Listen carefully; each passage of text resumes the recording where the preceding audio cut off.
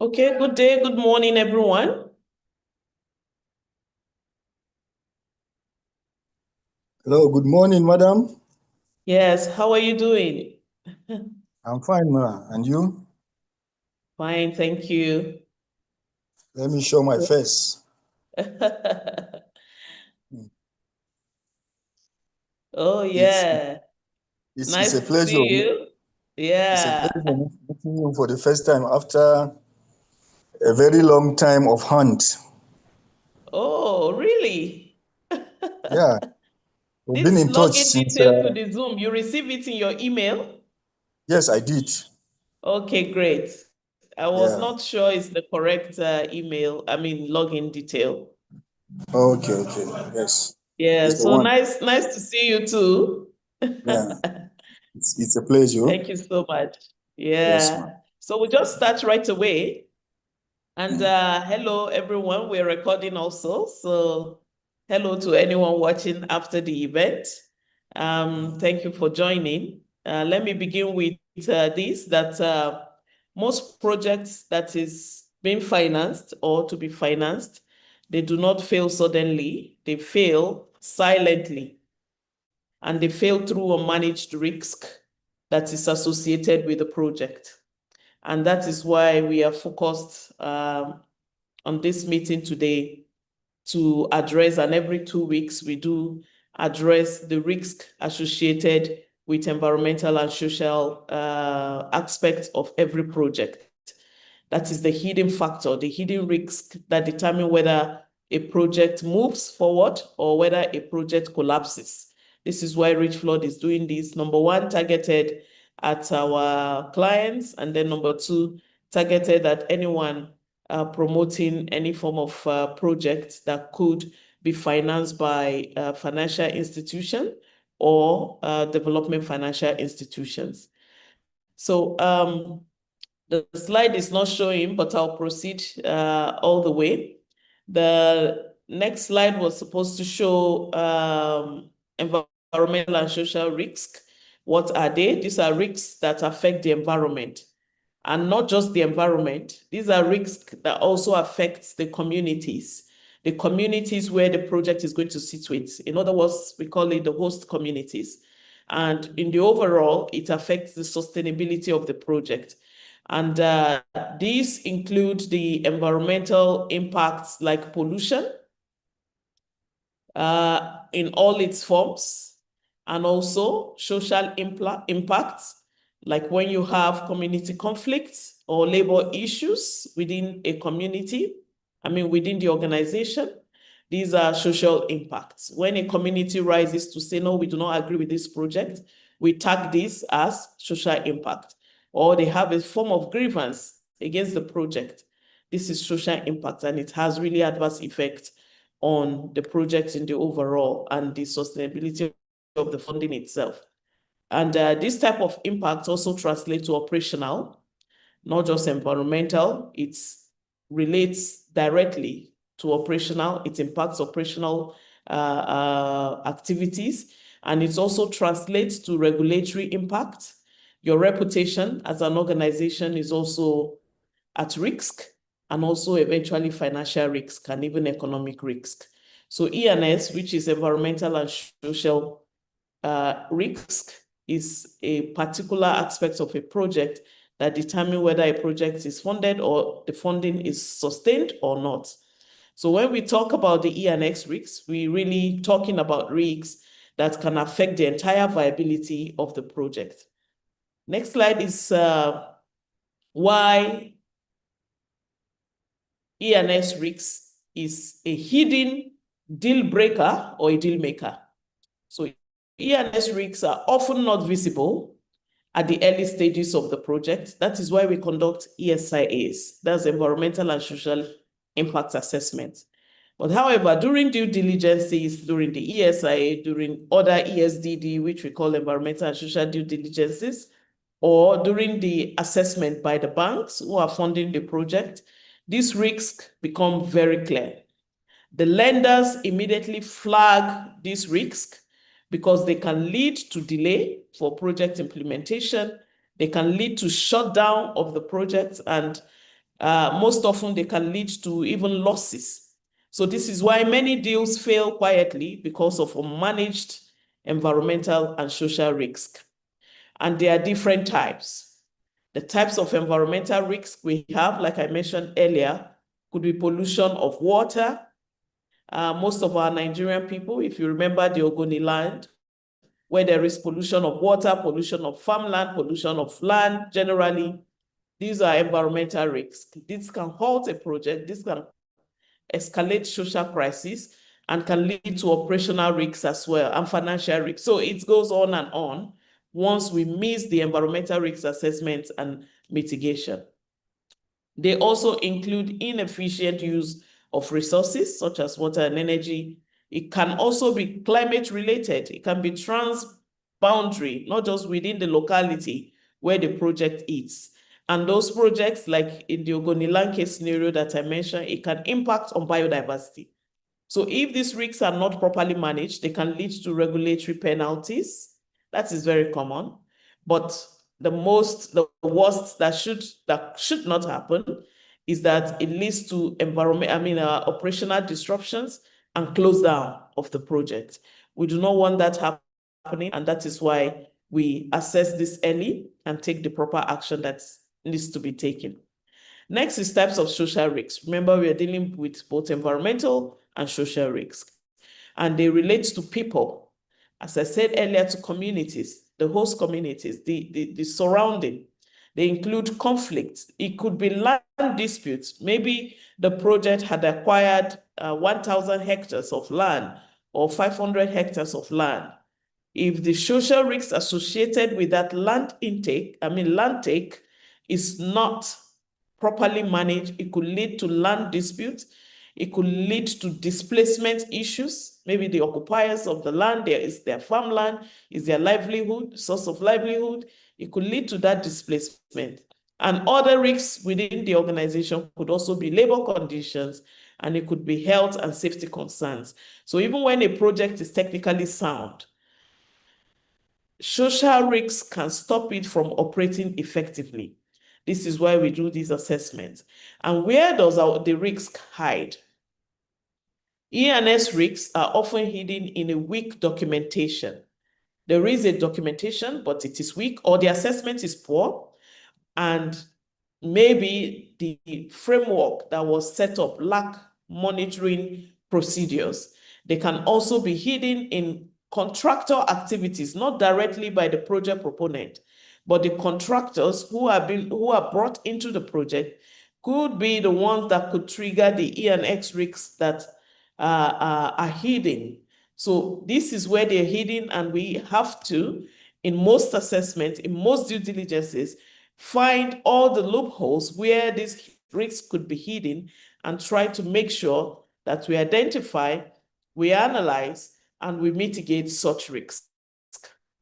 It could also be operational practices. It can be hidden in operational practices that are not properly controlled. This is why proper review and validation are really very critical for a project to succeed when it comes to the E&X risk assessment. So how does lenders view risk? They usually, from my experience, classify risks based on high risk projects. Those ones are usually rejected. The medium risk projects, those ones are given conditions before the project will proceed. And then the low risk project, they move faster. This is why E&S is directly linked to financial decision. It's not an afterthought. So what are the consequences when we ignore the risk? The consequences will include project delays. It can include regulatory shutdowns. I've sat in meetings where we're trying to negotiate with the regulators for the operation to proceed because of a shutdown. It can lead to community protest as well, and eventually rejection of financing. These are real outcomes that affect project success, and that is why we run this series, so that we can tackle them as part of raising awareness to project proponents or financial institutions, what to look at and how to manage the issues. Then I will talk about the risk and bankability. How does risk and bankability go together? A project without proper risk management is actually not bankable. If we have not identified the risks associated with a project and how to manage the risk, that project completely is not bankable. If the project has weak systems in place, that can result in conditional approvals. But when there is a strong system, a strong structure, like we discussed in the last episode, and also in future episode, we've got a whole lot of arrangements in place to discuss the systems and the structures that need to be put in place for a project to succeed. So when the systems are strong, they make a project more attractive to lenders. They become more bankable. And bankability is directly tied to how risks are managed, not the lack of existence of risk. No, it is basically how the risks are identified and how they are managed. Talking about identification, how do we identify the risk? It can be identified through proper assessments, like I have talked about, and after the assessment, to proper inspections to make sure what is in the assessment matches what is on ground. And then continuous stakeholders engagement when it comes to social risks, most especially. And then monitoring, scientific monitoring of every aspect of the environment that needs to be monitored. And when we identify the risks early, it is key to preventing major issues from happening later in the life cycle of the project. Now, how do we manage the risk? The risk can be managed through a structure, a system, as I said, through action plans, through monitoring frameworks, depending on what risks have been identified, and also through continuous reporting and updating regarding the risks that have been identified, what actions have been taken, or what future actions will be taken to ameliorate the risks completely. It is not a one-day activity, but an ongoing process throughout the life cycle of the project. We make common mistakes sometimes when handling risks or when tackling E&S risk. The common mistakes could include treating E&S as a paperwork. This is just a paperwork. We have a lot of clients who think so. And when you try to not make them look at it in that way, they say, no, but just tick the checkbox. We have done the right thing. No. E&S, ESIA, ESG, ESDD, all of the frameworks and instruments available to a project is not just a paperwork. It is a tool to be used to mitigate risk. And a system must be set up around these tools to make sure that they are effective. And also, the common mistake we make is that we engage too late. Richflood, come and help us target this, come and help us develop an ESMS, ESIA, that's Environmental and Social Impact Assessment. And when we get there, the project is halfway gone. That is a common mistake. Such projects are so hard to fund. We have to work hard to be able to establish some certain baseline environmental parameters of that environment before we can proceed. Another common mistake is lacking monitoring data. Yes, monitoring is taking place, but it's not properly documented because there is no structure to document or systems or people, responsible people set up to do the right things at the right time. Or there is even no monitoring at all until something happens, something bad happens, and then we start running around. Another common mistake is ignoring the community. Oh, this project is funded by Social Bank. This project is the national project. This project has the president of 2-3 countries interested in the project. The communities don't matter. When we ignore the communities in that direction, it leads to a lot of problems. Risks arise, risks that are not documented. And when they are not managed, it begins to become a red flag for the project and can halt funding. So these mistakes significantly increase the project risk, and we are trying to support the process at Richflood to make sure that clients identify the risks early, that our proponents, the project proponents, conduct due diligences early, that we join you, we work with you to develop systems and structures that need to be put in place, And then we establish monitoring frameworks to make sure that the project meets lender requirements and remains sustainable as necessary. What's the next step as I wrap up to listen to us? If you have questions, you can drop in the chat box and then we can attend to it, or we can see if we have the opportunity to also unmute people to speak. The next step is for you to look at your project and ask yourself, what risks exist in this project? And are those risks documented? Are they managed? Have you identified the risk? Do you have a risk register? Do you have frameworks or instruments that helps you manage this risk?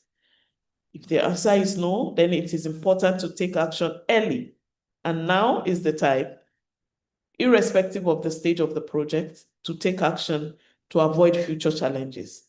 We are available to support this process and to support your project readiness for funding. Thank you for your time. We are happy to now take questions and discuss how we can support your project moving forward or generally on the presentation today. Thank you.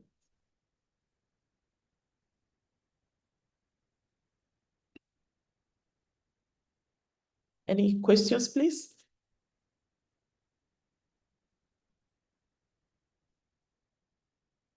Today is a Monday, so we usually will make this very short and direct so that we can get to the business of the day.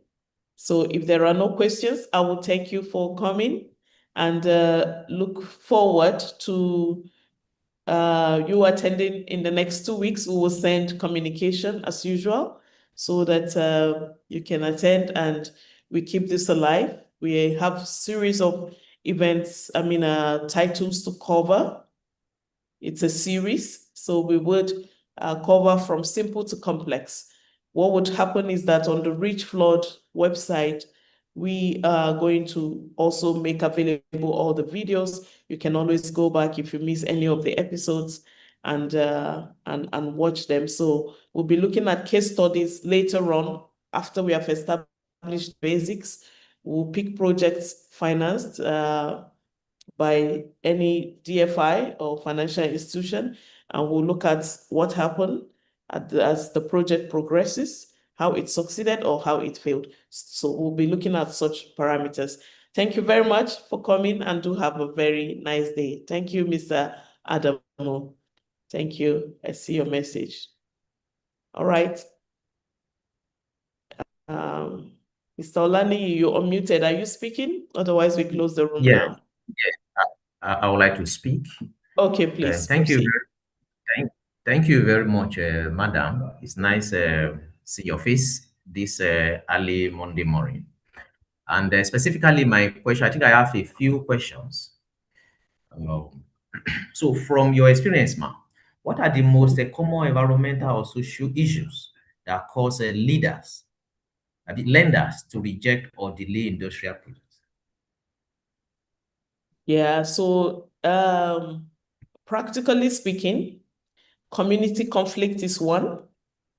When there is conflict in the community and the project have to stop because lenders will not fund a project that is boiling crisis, then that's an issue. Second, it could be the process of land take. We have a couple of projects. Last week, our COO at Richflood was telling me that a project was halted completely by a development financial institutions because of a land take issue. So this is hundreds of hectares that have been acquired by government. Both government and the proponent had acquired this land. The government had issued C of O on the project. Project that needs a large land take. And when they were running the due diligences on how the land was taken from the communities, from the farmland owners, from the landowners, it was flagged red that the project cannot succeed. And now we are all stuck. The project proponent is stuck. The other financing partners are stuck. The project vision is halted. Why? Because the process of land acquisition was not properly conducted in line with some certain, most especially IFC performance standards. So there are guidelines, like we treated, I think is in episode 2 or so, or episode 1. There are guidelines on land acquisition, how to engage with the community, how to solve any crisis, how to manage livelihood of the land occupiers. We have these two misconceptions. You think that we have paid the landowners off. These are evidence of the payments. They're the landowners, we have paid them. However, we forget that we have the land occupiers who are not necessarily the landowners, but they live there or they farm there. So according to the higher standard that we have embraced, which is the IFC performance standards, those land occupiers need to be engaged. You need to look at what livelihood sources will be distorted due to this operation, this project, and document the data regarding their livelihood. What is the crop? What is the harvest they normally have? What is the household number? Socioeconomic data of the land occupiers. These have to be documented. A study and assessment have to be done, and a plan have to be developed to sustain that livelihood. The project cannot snatch away the livelihood of some persons because they're vulnerable, because it's not their land, because they are not supposed to be in the metrics of things. No. So the project must take care to make sure that the land occupiers are taken care of. So that's the most recent experience we have on ground now. And we said, okay, let's go in and solve this problem. Let's do an enumeration. Let's do all of the assessment. Mind you, the government had issued a CFO. The government had said, no, continue, don't forget about those people. Just go and do the project. After all, the project is for their benefit. No? Yes, the project is for their benefit, but no, you can't take their livelihood. So we are now going back now. This is a land taken maybe 10 years ago. We are going back to do the proper assessment, to call the people who are living on the land, whether it's a batcher, we call batchers, yeah? Or is a hut, or is a farm, small farm, big farm. We're now going back to run the analysis to make sure that nobody gets hurt because of the project. So you can forcefully take the land and forcefully chase everyone out, but it's a red flag for DFIs, most especially. It's a red flag. It's a red flag. So I hope I've been able to I have sorts of messages. I would like to quickly take them. Staulani, have we tackled that? Yes, it's been tackled. I think it's clear. Thank you. Aisha Diko. I've dropped your other messages now. Okay, I'm checking the chat box now. Okay. Amasaf, hello, Adetutu, Adekoya. It's been a while. Amasaf. Okay. Thank you. I'm checking the chat box. Mr. Israel Usman, there's no fee for this. This is free, 30 minutes every 2 weeks on Monday. So it's free to attend. Thank you, Jenny. Okay, Vivo say, how can host community identify a bankable project to vicinity? Okay, I don't fully understand, but bankability is determined by the banks, not the communities. It's determined by the banks, not the community, but the community have, they occupy a critical space when about bankability, because the project is going to be situated in their environment. So there's certain triggers, standards that will be triggered so that they are duly engaged through certain engagement procedure. Yeah, I think Vivo, this is the second time you're asking the question. Do you want to drop your email so we can talk with you properly? Vivo, yeah, can you speak up? Okay, yeah, what I was trying to know is, most of the times these proponents will not divulge much information to host communities about who is financing the project. So my question, how will community know that this project is bankable so that it should, in case there is anything going on, they can report to the lenders? Yes, so confidentiality, most projects also like to protect that so communities don't go straight on and be reporting to the lenders. So in that regard, I think if there is anything going on in a certain community that is not right, I think the government of that country or the regulators, we have regulatory agencies that should be contacted to do the right thing. Yes, issues can be escalated to the lenders, but that is when they are known. So, and most lenders will publish also the projects they are funding on their websites. African Development Bank will publish all projects they are funding on their website. World Bank will do the same. So that's another way to know. Yeah. Okay. Thank Thank you. you. Yes, Eleanor, thank you.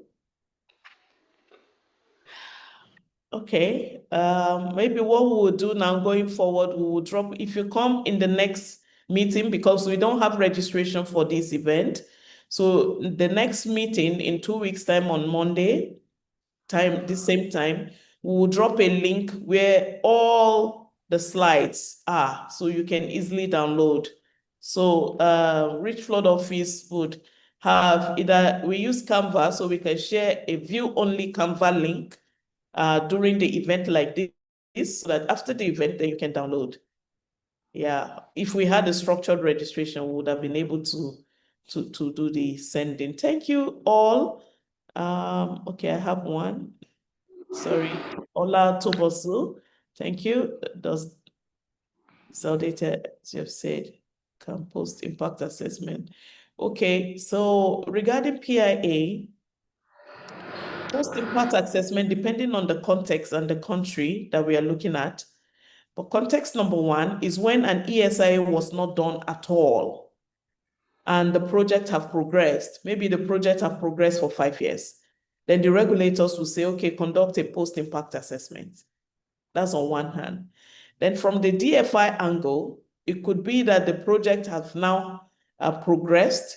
The ESIA was done, but now they want to know post-construction phase, what is the impact of the project? So a post-impact appraisal is done. It depends on the context by and large and the objective of the study. So different names: post-impact assessment, impact mitigation monitoring, environmental and social compliance audit. So we have different names for it. But in the Nigerian context, it is really when you have missed the ESIA phase, when the green data is lost, the baseline data information is lost because the trees have been cut down, roads have been constructed, farmlands have been destroyed, there's no data captured prior to these activities. Then they could say in Nigeria, okay, conduct a post-impact assessment and make it a one-season study so that we can even have an idea where we are right now, post-construction or post-operation. Where are we? Since there's no baseline available at all. Now let's go and establish whatever we can grab as the data for this environment at this time. Then we call it post-impact assessment. So it depends on the context, Mr. Olatunbosun. Thank you. It's like you were here the last episode. Yeah. All right. Thank you all, everyone. We see you again in the next 2 weeks. You take care and good luck on all your project implementation.